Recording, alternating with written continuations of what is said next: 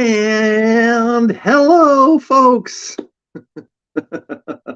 Hello, Mr. Mike, and Hello, welcome everybody. to Off the Cuff Paranormal with myself, Daryl, and Mike. that guy over there. Now, as I think Kay just mentioned, and if I go to the comments, she sent me a message on thing. If somebody's on the Facebook page, on our Facebook page right now, maybe leave a note to say, hey, the link I put up before is what you can follow. It's like two things down on our page from where I posted this event. And you can follow it back to YouTube. If you can't watch YouTube, I'm not sure what's going on, but that's where we're going to be because it hasn't worked out well on Facebook. So, hello, Kay.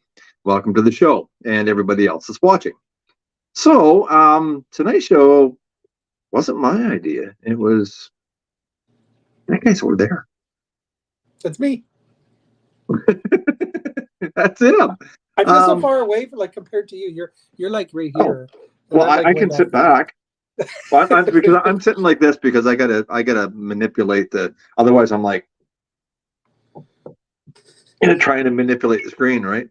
I'm just chilling and like laying back.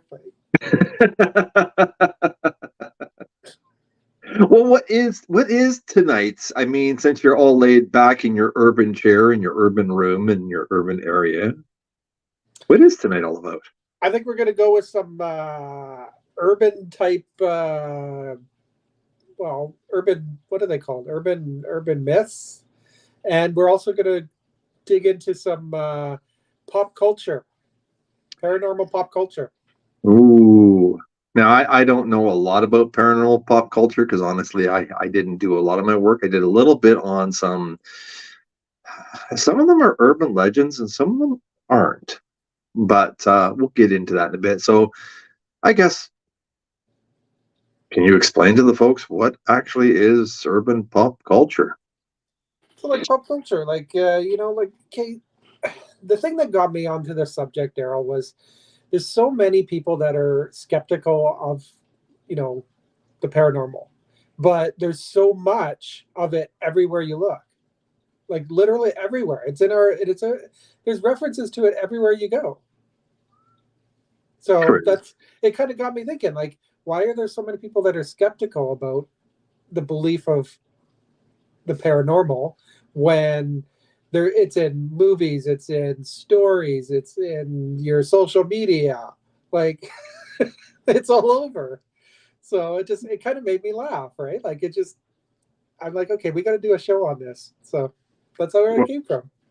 Okay, well, there you go, folks. So, all right, well, let's start off with your side of things, the pop culture side. Give us your first example. All right, hang on. I have them up here. So now, guys, I do have pictures just for reference if he asks for one. All right. In no particular order. No, I did do a little bit, like I did a Google search because that's our what is it? It's our research tool for our show. We don't have a library research tool for everyday life. We don't have a library to go to dig into books to figure out references for stuff like this. It's just you can't do it. You can't do it. So I found this. It's on Esquire of all things, and for those that know me, I work in the magazines business. So like for me to find something from Esquire, it just made sense. So the first one that I'm going to bring up. These are some movie references, and I know you got a picture there for this one, but I think you do anyways. It was Shoeless Joe Jackson in the movie Field of Dreams. I do. Here it is. So obviously he's a ghost that appears from coming out with him and many others, but they come out from the cornfield, right, to play baseball. Yeah. Well, they don't know if they really play baseball, but I thought it was a cool thing to happen. Like, could you imagine, like, you're playing ball and like it's like have that happen where all these like legends come out of the cornfield? They were all baseball legends, right? Yeah. I mean, one of them was supposed to be Shoeless Joe Jackson. So, yeah. I just thought it was really cool. It's an interesting thing. I think wasn't that whole concept that he was being influenced by something to build it and they will come type of thing. If you build it, they will come. Yeah. Wasn't that Kevin Costner? Yes. Yeah. Yes. Yeah. Yeah. And now he built a whole other thing that he's doing now, I think. But I like the movie. I don't know if it really affected me so much, but I guess it was quite a big hit when it came out, wasn't it? It was quite popular. It was popular, and for not just for baseball fans, but I never actually looked at it as a paranormal type movie. Like, I didn't think of it that way. But Yeah. when you realize, I mean, it is ghosts that are coming out of the cornfield. It's and people that were like, they loved the movie, but if you ask some of those people, well, do you believe in ghosts? They'll be like, no. Now, I can't see that happening either. Just putting that out there. Well, I'm just curious how many of them actually went home and watched after that Children of the Corn. Those are just children living in the moment. They were really creepy. Got a cell phone in sight, living in the moment. But it did bring up that particular Children of the Corn. Always reminds me of that urban legend that came out there, the Black-Eyed Kids. Yeah, you've seen a lot of. I actually didn't even bring that up, guys. I didn't even write that up or anything else. Completely forgot about it. But the Black-Eyed Children, and I guess the whole concept is you never open your door to the Black-Eyed Children or something like that, or you never let them in. It's they're not kids. Supposedly. Supposedly. Now, I've never seen a completely black-eyed child before, so I really don't know. No, just black-eyed peas.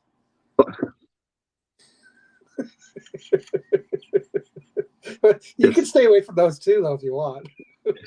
Just black-eyed peas. That's it, just black-eyed peas. All right. So there are Children of the Corn, guys. So Black-Eyed Kids. Maybe we'll actually have a show about Black-Eyed Kids one time, because I've read a bunch of stuff on it in the past, and like this was years ago, and I haven't actually heard anything because it kind of loops. It comes into play and then goes out of play and comes into play again. Every once in a while, somebody brings it up and goes, "I saw one and I experienced that." Did you? I don't know. I've never. No, neither have I. No. Okay, so what's your next one? That was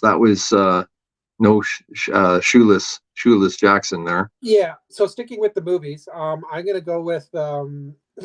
So a lot of people actually kind of joke about this, but could you imagine being dead, not realizing you're dead, and still going to work every day? I can tell you right now, I know what movie you're talking about, and I can tell you, if I had to do that where I work now, like, I don't know, like, if that's actually what happens, I'm just really going to be disappointed. Well, like, this guy, he did it. He did it. He definitely did it. Yeah. That's the Sixth Sense. Yeah. What can I say? Did it have any influence on the urban culture? I don't know. I think it did because a lot of people, it brought the whole concept of, I think, kids actually seeing stuff that the adults don't. That was kind of, that was really it was one of those movies where it kind of brought that out a bit more. Like, of course there's like Poltergeist when Carrie Ann was seeing something and her parents didn't necessarily not see it. They just was kind of like, they're here. Well, that's true. That's true. Carrie Ann did. Yeah. I mean, that was the first one, but even that didn't have the same effect on me as the Sixth Sense did. Yeah. Sixth Sense was like one of those mind bleeps, when you finally realize, like, wait, he's dead. It just, of course, a million thoughts go through your mind, and then you're like, that poor bastard was going to work still, though. And Well, he you know didn't what realize it. it gets me that is that he even throughout the movie, the kid says it multiple times. I see dead people, Yeah. but you never connect the pieces. Not No. once. No. You connect the pieces until the end. Yeah. It's like, oh man. Right? And he just I mean, I think it's M. Night Shyamalan, and it just he caught everybody with that. Yeah. Yeah. It was definitely if you've never watched The Sixth Sense, folks, and I know probably everybody has, but if you've never watched it, even Kay said, I see dead people. It's a fantastic movie. It is definitely well worth having a look at. Although we probably just gave away, it is a worthwhile thing watching for sure. Yeah. Yeah, it's like spoiler alert for a movie that came out 20 years ago, at least. I don't even know how old that movie is now. The concept. I know we've gone over the concept of time on our show multiple times. Yeah. But as I'm getting older, I'm realizing that my concept of time is just blown away. Like when someone says like a movie that came out 10 years ago, whatever, you're like, was it really that long ago? No. Really? You mean like telling you that Back to the Future was so long ago? Exactly. Like that's coming up to, what is it? It's going to be 40 years old in a few years. Yeah. Yeah. Like, so disappointing. Now, I know you're on the movie theme, so Yeah. I'd like to bring up something that I've watched an inkling of one time, and needless to say, I'm not one for horror movies, okay? But this one, any guesses as to what it is? Well, I know what it is. No. Anybody else guess as to what it is? Kay said right 1999. No. No, I think she's thinking when Sixth Sense came out was 1999. Oh, that's true too. No. Okay. You got to guess the movie now. What is his picture from, Kay? We're going to cue the Jeopardy music. Oh, damn, I don't have the Jeopardy music on here. I should have gotten that. Oh, man. There might be a copyright on it anyway. That's right. Well, folks, it's La Llorona. Now, I'm just going to jump into something. I know Mike was leading it along a little bit more of a humorous path with certain things, but La Llorona, and I found this really intriguing when I read it. And Kay goes, Doctor Who. The legend has a wide variety. I'm just going to look this way because I can read over here. A wide variety of details and versions. In typical versions of the legend, a beautiful woman named Maria marries a rich ranchero conquistador to whom she bears two children. One day, Maria sees her husband with another woman, and in a fit of blind rage, she drowns their children in a river, which she immediately regrets. Unable to save them and consumed by guilt, she drowns herself as well, but is unable to enter the afterlife, forced to be in purgatory and roam this earth until she finds her children. That's the basis of that. Now, this is what blew me away. There is a version in Mexico, there's a version in Guatemala, there's a version in the United States, and there's a version in Venezuela. Right? But it is based on an actual event, an actual person that did go through something like this, and it just blew me away when I actually saw that in a roundabout way it is related to something legit. Like I said, I don't watch horror movies, so to speak. So La Llorona, maybe I should sit down and watch it one day. But I'm the type of guy that goes, nope. No. I finally had I think my son has seen it, but I've not seen it. I finally had the guts to watch The Nun. That scared the bejesus out of me. You're making a Nun part 2, eh? Oh God! I mean, I had a hard enough time with The Ring, which I don't need people crawling out of the TV. No. If you're crawling out of my TV, there's a serious problem.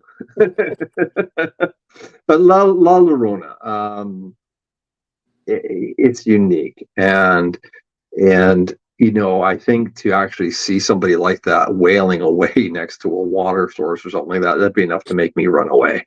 And yeah. Anyway, well, but it did have an effect on a lot of people, because a lot of people really did talk about that and realize that it is based on reality, which a lot of people didn't know, which is kind of cool. So I love it when a movie like that, and I know, like, some people are skeptical about how much truth there is to Hollywood movies, and we've mentioned it before, but I love it when there is a horror movie that has, it always says based on true or real events, right? Well, because I don't know if it says that, but if you read it, it does. Yeah. And I mean, after I see a movie that says something like that, where it says based on real events or based on true events, I always go and try to research what actually happened, because I know it's not what you just watched on the movie or TV show. Obviously, it's not what really happened. You mean like The Conjuring? Yeah, exactly, like The Conjuring, right? But you want to see how much truth there was actually left in the film, and kind of find out more about it, right? Like the real stuff. That's what I'm more interested in. But yeah. I agree. That's the kind of cool side of things, right? Yeah. So we're gonna get from La Llorona. Where are we going? Well, who do you want to hit on next? You can surprise me. Oh, I can surprise you? You can surprise me. Of course you went to that one. You knew it was coming. You knew it was coming. I got to scroll to my notes on this one, people. So, if you're not familiar with what this scene is from, this is from The Shining. And I just have to leave that up there for a minute. Yeah, basically, my note on it is The Shining is remembered mostly for its disturbing sequences of unbridled terror, but people seem to forget how downright hilarious this movie is. Stanley Kubrick, who was the guy that made the movie, never failed to deliver on his trademark mischievous sense of humor, and The Shining is no exception. When the hotel finally becomes a full-on haunted house in the big finale, Wendy spots a spirit bear costume performing oral sex on a man in a tuxedo. And you have to remember that it's stressing the spirit bear. I read this and I'm just like, oh my. And the stupid thing is, I've watched The Shining 3 times and don't remember it. Me neither. I think it was such a shock. It was such a shock that I just blanked it out. Totally, yeah. Like there's you remember the parts where it's like red rum. That sticks with you. This kind of stuff should never stick with you for a reason. No doubt. Oh my God. If ghosts are starting to do that, like, I don't know, that's just a whole nother level. I don't even know where to go with that, but well, I've got one that I thought was really kind of neat, and it goes back. Oh my Lord!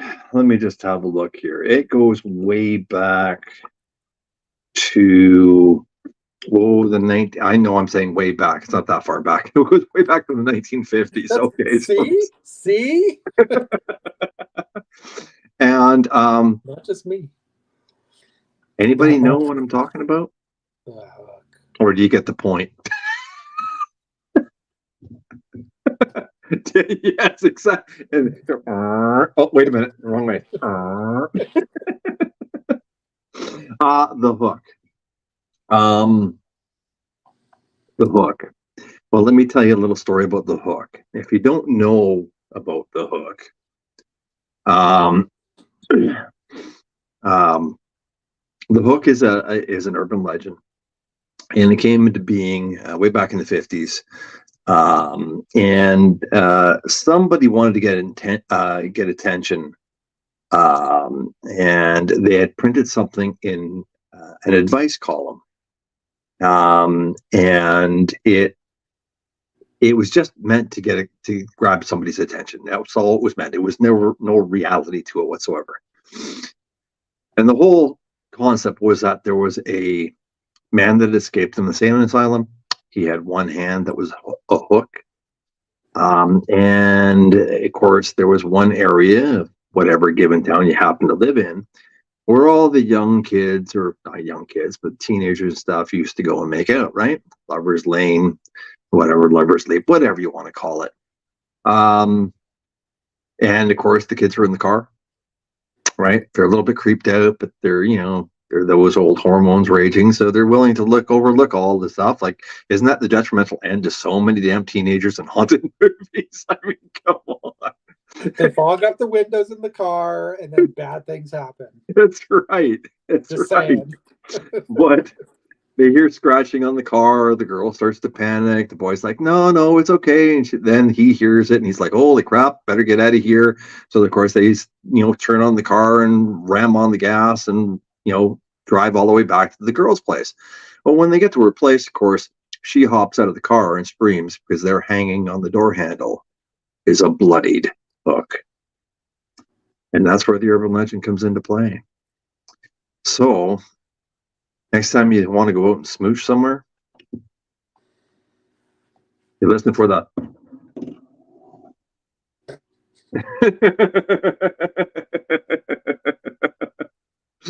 Listen for the hook. What? And why is it always like an escaped patient from an asylum? Like, what? Wait, you don't expect Captain Hook, do you? No. No. He'd be like, I don't know. I just Peter, Peter Pan. like, I don't know. I don't even know anybody that is missing a hand, but like, how many people are missing hands? It's one of those urban legends. Yeah. And it kind of, for a period of time through the 50s and 60s, it kind of took on a whole reality of its own, because there were kids that actually believed it, and then there were kids that went out and they deliberately came back and told stories, although there was no truth to them. But somebody would make a scrape in the door and say, hey, this is what happened, oh my god, and all that kind of stuff. And I'm thinking to myself, that's kind of a weird thing to do, man, because if you ever think about it, it just takes one loony bin. No pun intended. I know a particular loony bin. I drive past it quite often. Yeah. Watch for the hook, Mike. Watch for the hook. So do you want me just to surprise you again? Yeah, surprise me. It's more fun that way. And ding. The Snapchat ghost. The Snapchat. I'm sorry, guys. I got nothing on this. So I don't have Snapchat anymore. I got rid of it, but I know some that still use it.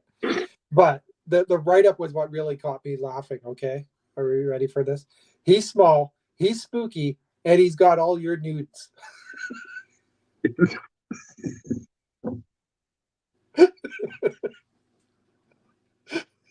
Okay. I don't know. That's what it says. The Snapchat. He's spooky. He's small, he's spooky, and he's got all your nudes.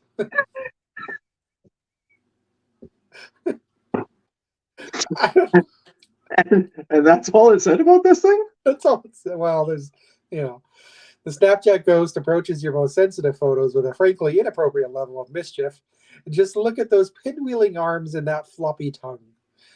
Fun, cringy fact, his real name is Ghost-Faced Chilla. Oh my god. And I don't know if there's any relation to, you have a Android device, I have an iPhone. There's still the little ghost guy with one eye bigger than the other, and that's true. I don't know, maybe it's the same ghost, but but we all have this ghost emoji on our phones.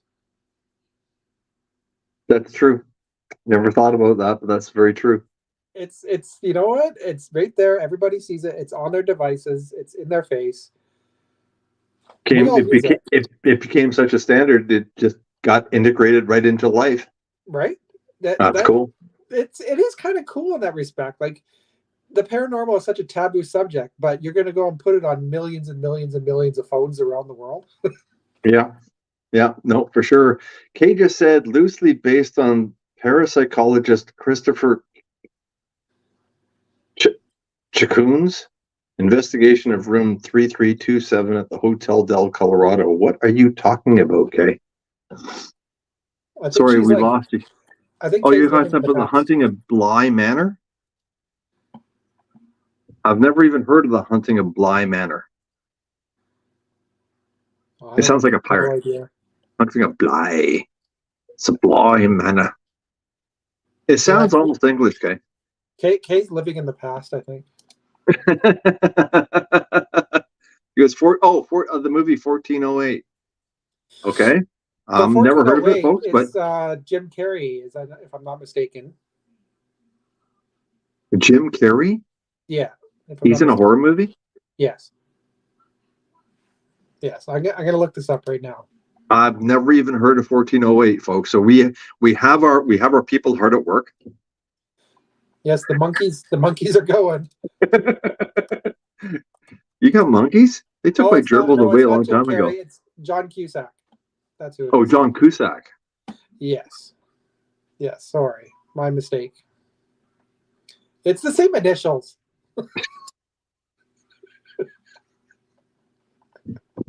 Oh dear. So the according to IMDb, it's a man who specializes in debunking paranormal occurrences. Checks into the fabled room 1408 in the Dolphin Hotel. Soon after settling in, he confronts genuine terror. I think I remember that now. Yes. I think I remember that. That was a while ago. And apparently, from what I've heard, there's different versions of this movie out there too. Different versions of the movie? Yes. Yeah, now, I don't know why or how, but that doesn't make much sense to me. Like, why would you spend so much money on making a different alternate version? But maybe that's an urban legend in itself. Maybe it's not actually the case. Like, maybe some people just fell asleep and just dreamt a different ending. Like, I've done that. It's possible. It's very possible. Well, on that note, I'm going to bring in one that, well, what can I tell you? And you know what? No, I'm going to skip this one, folks. I'm going to save it for later. I'm going to bring in another one that is rather unique. Now, maybe this can be found in that room. Maybe it can be found in a local pub. But you never know. Oops.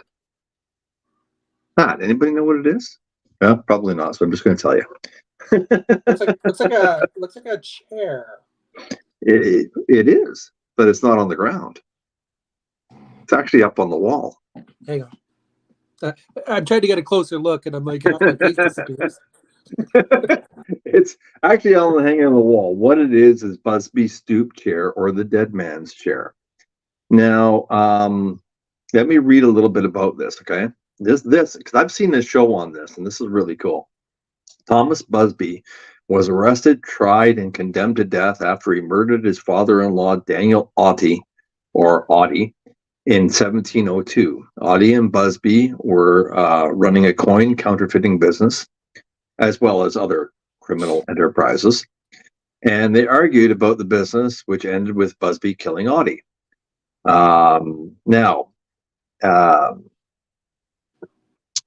Busby was... hang on a second. Busby... he used to hang out at a particular place in one particular chair. And while he was on his way to his execution, he actually cursed the chair. Okay, that's the concept of it, without getting into a whole lot of problems. Whereas, just that's what he did. Now, over the years, from 1970 to 1978, a lot of people sat in that chair, or a few sat in that chair, shall I say, not a lot of people. And that chair, well, you tell me. Locals claim that during the Second World War, Canadian airmen from nearby base in Skipton I can't even read this. Skipton on Swale went to the pub and sat in the chair. Never returned from bombing missions over mainland Europe. In 1970s, some fatal accidents were linked to the chair. In 78, the chair was ultimately hung from the ceiling to prevent anybody from sitting in it. I know one guy died in a car, or there was a couple of them died in car accidents. The one guy, like I said, didn't return from any missions overseas. There was another guy that died because of something about a disease or something like that. He caught a cold and he died. But the people that sat in the chair and questioned it and said, "Oh, it's not cursed and stuff," they're all dead. And is it urban legend? Or is it more? Sounds like an episode of Twilight Zone. Well, let me ask you. Would you sit in the chair? Nope. And by the way, to answer your question about the other one, Kay said there's 4 different endings. 4 different endings. Wow. Yeah. All right. So let's go back to Surprising Mike. Let's see. Survey says, think. Hatbox Ghost. Hatbox Ghost. Where did you ever discover the Hatbox Ghost? Well, I've visited the Hatbox Ghost a few times because he hangs out, and if Amy's watching on our show, which she is being very quiet, but yeah, Hatbox Ghost hangs out in Disneyland.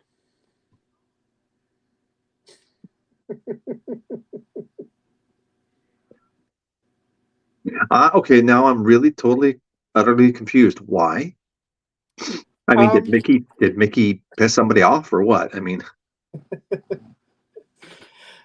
I don't know. I mean, okay, the write-up is not many ghosts can claim to have been canceled, but the Hatbox Ghost can. Upon his installation in the Haunted Mansion in 1969, he was deemed insufficiently scary within a few months of operation, and as a result, he was decommissioned until 2015. After 46 years of retirement, they've brought him back.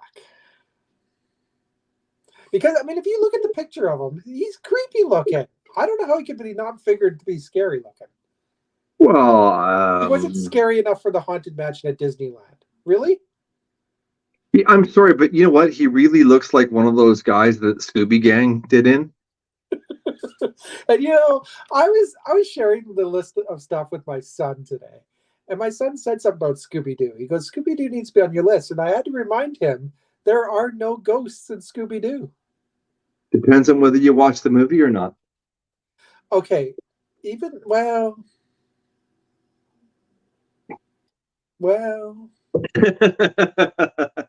Technically, you're right. There's no true ghosts because they created them.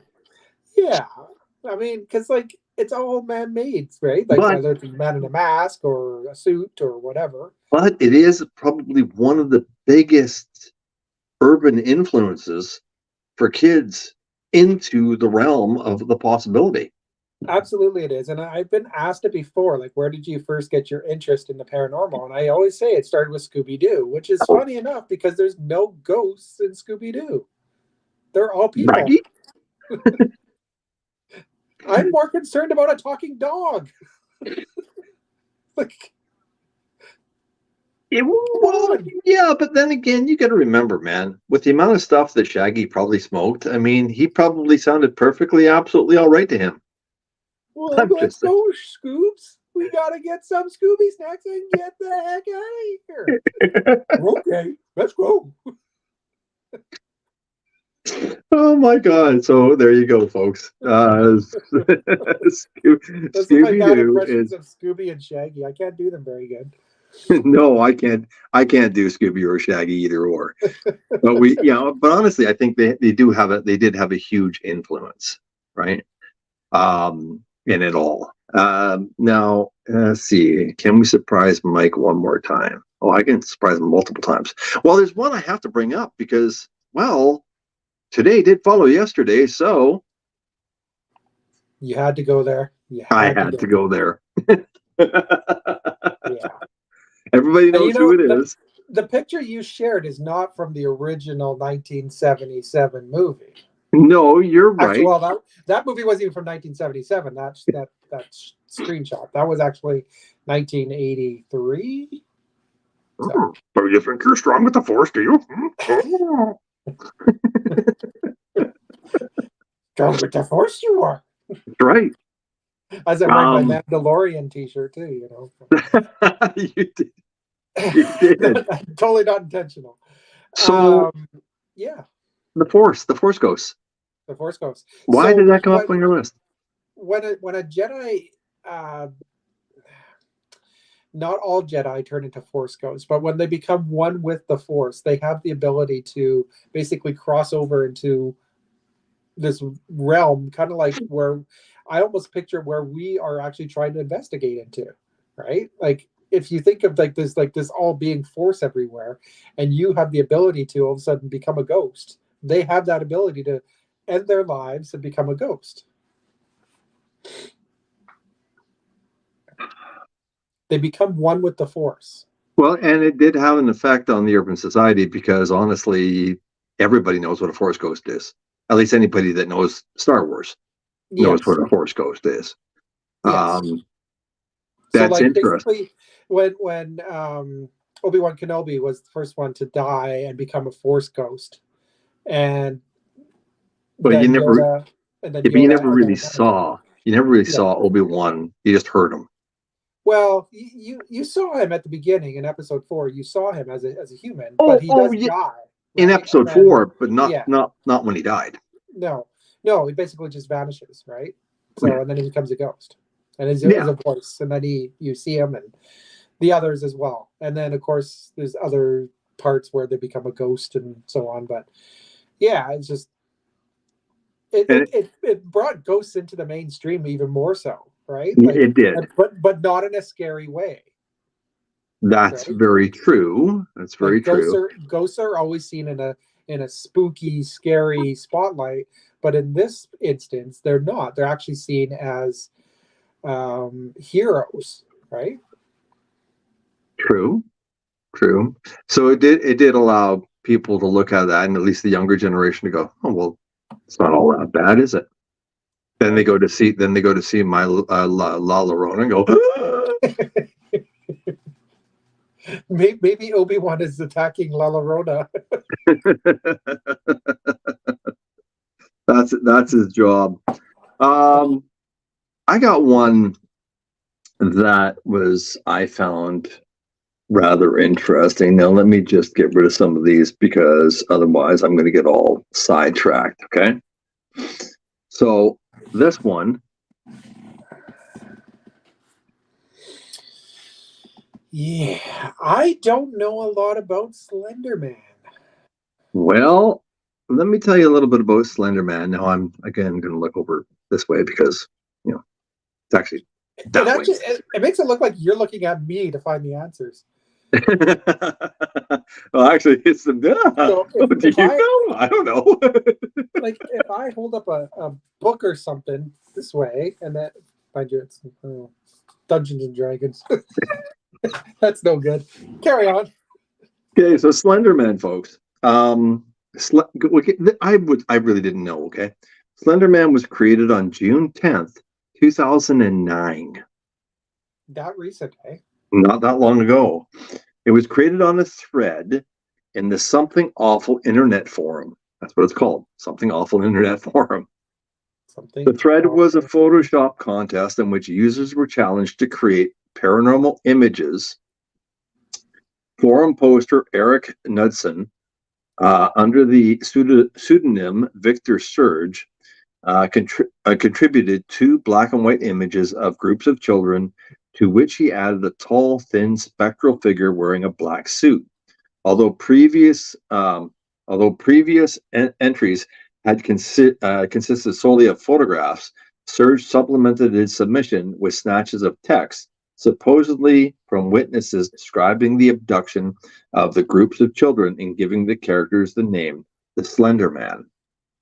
The quote under the first photograph, hang on a second, I got a page down here.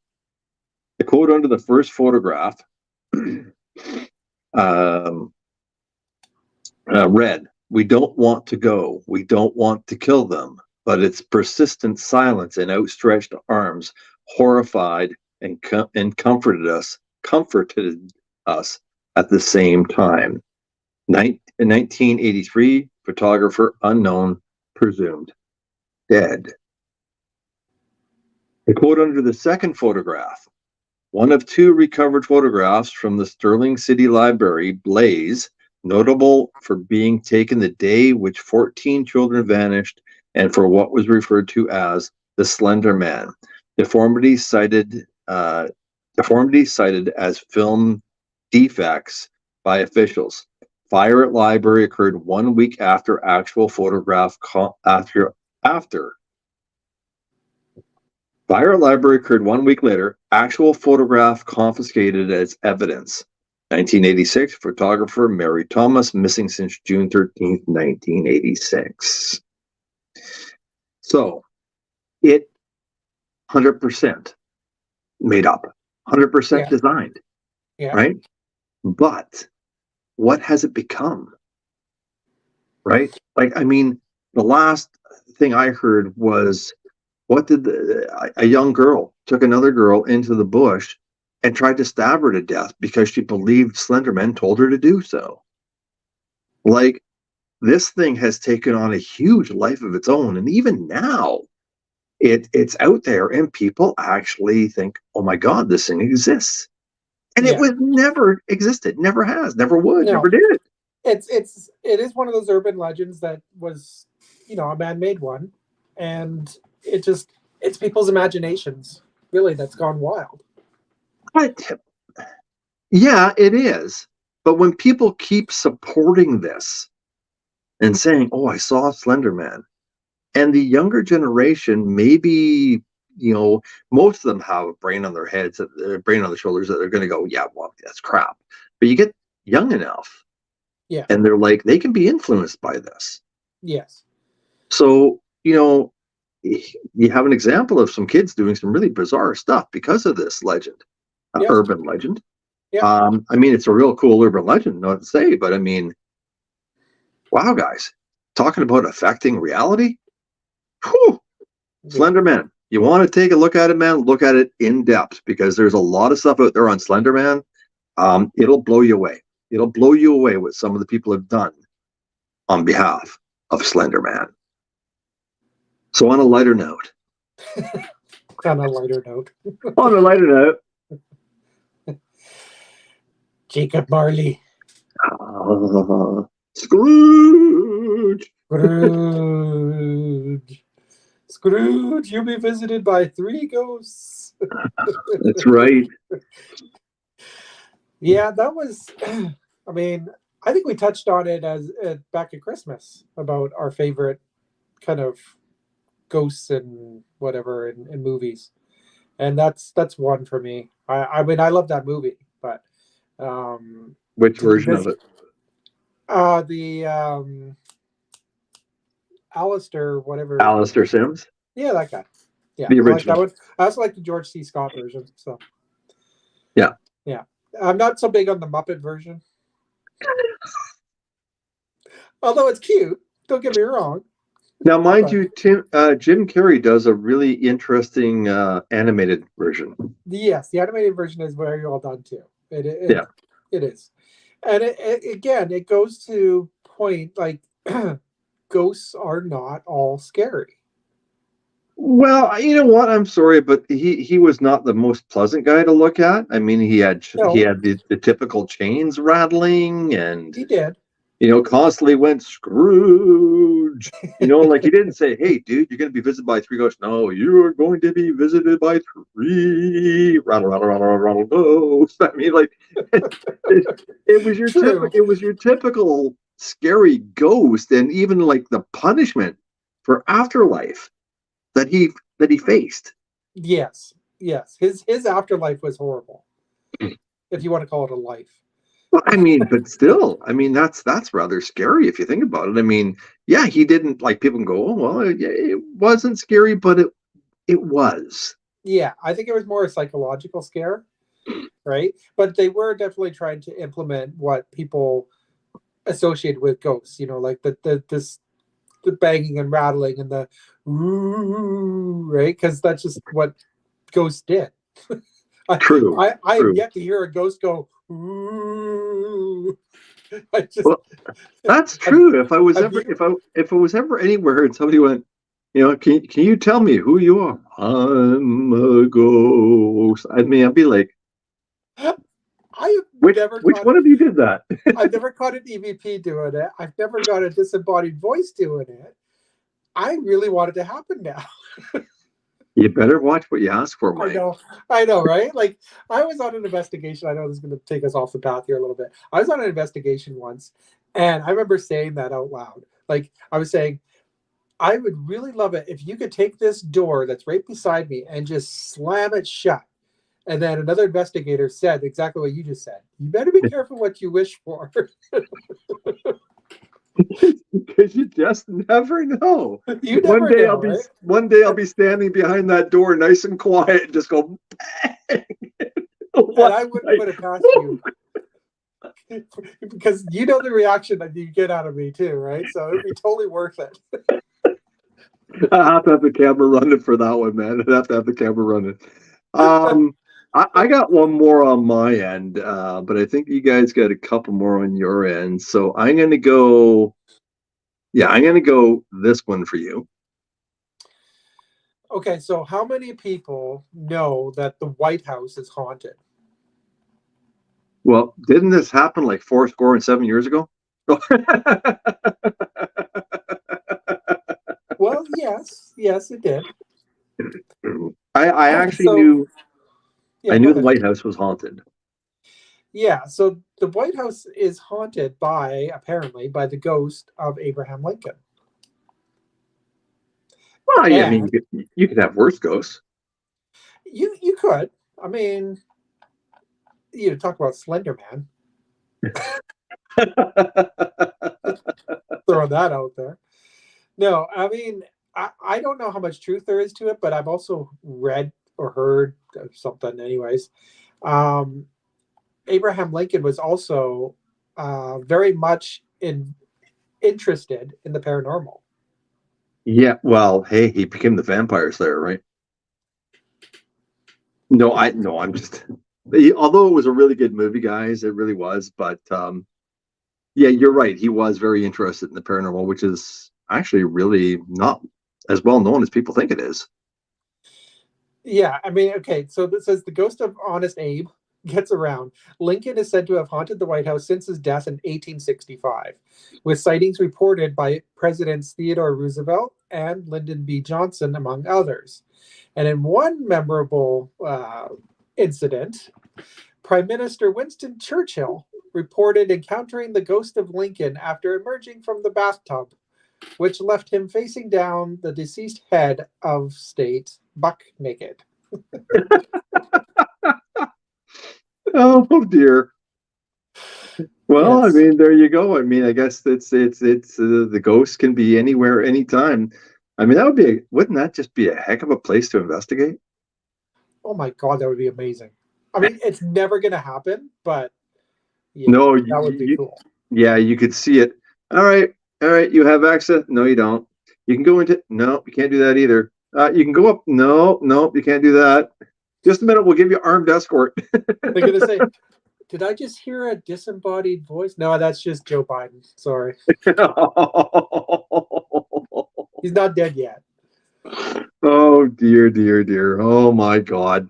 Oh, that's terrible. But honestly, if you ever happen to be, I guess if you're ever doing a tour of the White House, I mean, it would be something you could look for. You never know. You might see Abraham Lincoln lingering around up the stairs somewhere. It's true. I mean, others haven't seen him. Like 2 presidents have apparently seen his ghost. I mean, It's interesting. it is interesting. It would be such a great place to investigate. Honestly, it would. So. It would, definitely. I got one more. Okay. That looks like a ghost. It's a girl ghost. This actually is a picture that I just found on the net, but it does represent what they call the vanishing ghost. Now, There's a lot of them. Every country, every city, every town that you can go into, everybody has the history of a vanishing ghost. And you're kind of wondering, well, lots of ghosts vanish. Yeah, but not quite like this. But would you believe here in BC, we have our own version of the vanishing ghost? So, on that note, let me bring you the story. The UBC, University of British Columbia, ghostly hitchhiker. Now, it starts very simple.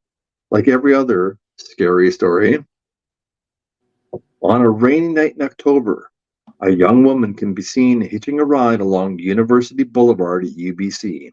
When a driver pulls over to give her a lift, she seems distressed and jumps into the back of the car. Soaked from the rain, she tells the driver she's anxious to get home and gives her address. When the car reaches destination, the driver turns around and sees that she is gone. Shocked and confused, the driver knocks on the door of the house, which is opened by an older lady. When he tells her his story, she knowingly smiles and tells him how her daughter was a pedestrian killed in a hit-and-run accident one rainy October night many years ago. She had been walking back from a Halloween party on campus along University Boulevard when she was struck by what was probably a drunk driver. Every year around the anniversary of her death, her spirit hitches a ride home. Pretty cool, eh? Again, urban myth, urban legend. But it's done its rounds. I can tell you, folks, paranormally speaking, I have seen this pop up on my feed. I don't know how many times. And people go, we got to go investigate that. Investigate what? Yeah, it never happened. What to investigate. Right? It never really happened. So it's one of those things that's it's an urban legend. It's there. It exists. It's out there. It's pretty cool. But it exists in other areas too. There was the one that's often found by a bridge. She gets in the back of the car. She gets out. The guy turns back. She's gone. The father or mother are saying the same thing. She died so many years ago. But the guy looks back in the back of the car and the seat is still wet because supposedly she drowned in a car accident off the bridge in the water. That's even creepier if your seat's still wet. Yeah, that's next level. Right, that's next level creepy. Yeah, that's when you make sure your sunroof wasn't left open. Yeah, exactly. But it's everywhere. It's every single city I know of has the same story somewhere. Yeah, you just got to look for it.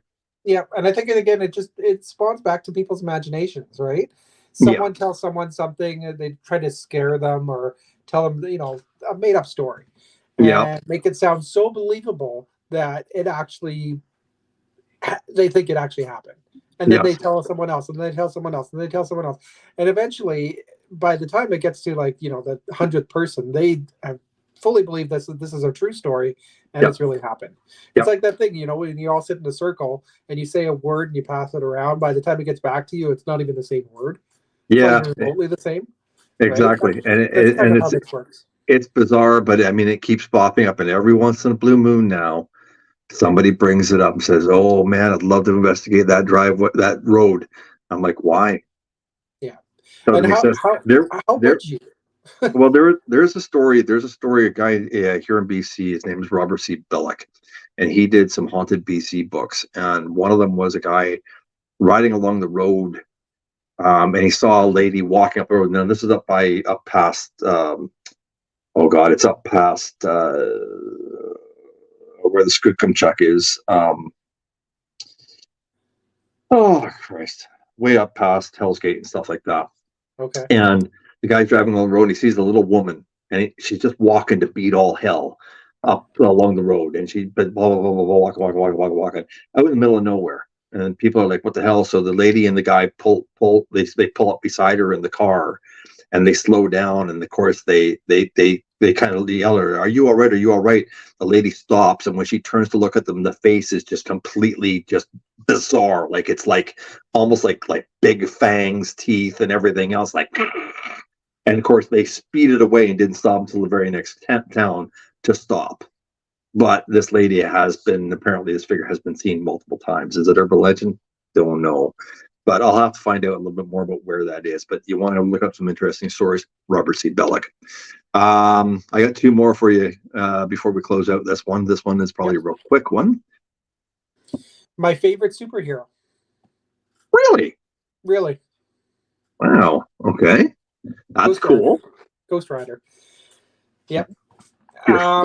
Why your favorite? Why is he? Well, because he has to do with being a ghost.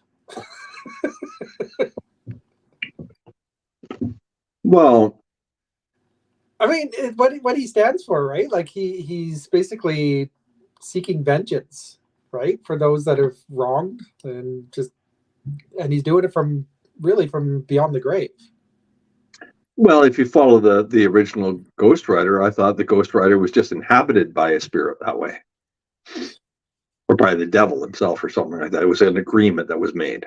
It's an agreement that was made, right? A deal with the devil, yes, but he also tries to seek vengeance, right? And he tries to do basically he's basically a badass good guy. That is true. I can get behind, because most superheroes, like, you think Superman, oh, he's a good guy. I mean, Batman is Batman, but Batman's, I don't know, he's not badass. Like he's yeah. I don't know what to say about. I've watched the shows. I don't read a lot of comics. I don't know the comic side of them. I would say the comic side of them is a lot better than the movies. I mean, the first movie I liked. Yeah. The next ones, it was kind of like it got to a point where it's like, really. Although it was kind of cool to watch. I mean, you're right. He is kind of a really messed up dude that has both good and bad side. Yeah. I mean, like what the write up here says, he's spooky, he's on fire, he's a biker, and his head is a skull. I mean, he's on fire, he's a biker. I love that. I love that. Well, guys, if you ever the best ghoulish good guy that the Marvel comic universe has to offer. I think he's actually coming on to Marvel too at some point in time. Yes. Yeah. I don't know when, but I know he's coming out. So we got one last one, Mike. Yeah.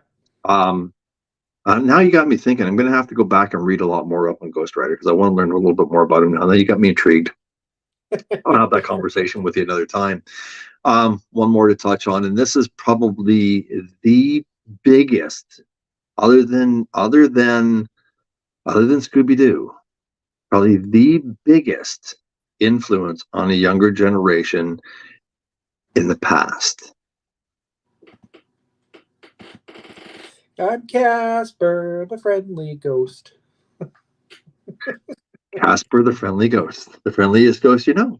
I'd say he's tied with someone else, but you don't have a picture of him. But he's tied right up there. Like, Casper's friendly. He's nice. He's not spooky, but he's tied with Slimer from Ghostbusters. Oh, just Slimer. I know Slimer. Slimer was great. You're right. I forgot to put the picture of a Slimer. Slimer was a great guy. He was great. He was a great thing. But I don't know if he stands. I don't know. I would have a hard time saying because I mean, Casper originated in the comics in the 1960s. Yeah, if I'm not mistaken. So it's obviously well before Slimer. Oh, so if you want to say, where he originated from, Casper is definitely he's the guy. Because he's also not spooky, right? That's true. That's true. All right, folks. Well, guess what? That is 1 hour and 30 seconds.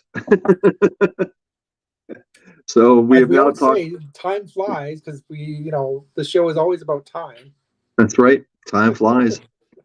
But folks, thanks again for joining myself, Daryl, and that guy. Me, Mike. On Off the Cuff Paranormal. Appreciate you watching. Join us in a couple of weeks. And I got there's actually something interesting coming up soon. And there's going to be, if I remember, there's going to be some very unique pictures taken, and maybe some video. That's what I'm hoping for. So if we it get, won't be this background behind me. That's what we're getting at. I'm going to be somewhere special. yes, he's a special person in a special place. That's me. All right. I'm a But special person in a special place. we will definitely have what we can put together for you. And yeah, you do not want to miss the next show. It's going to be pretty cool. So on that note, folks, from me and Mr. Mike, we want to wish you all a great night, and thanks for joining Off the Cuff Paranormal. Good night, guys. Good everybody.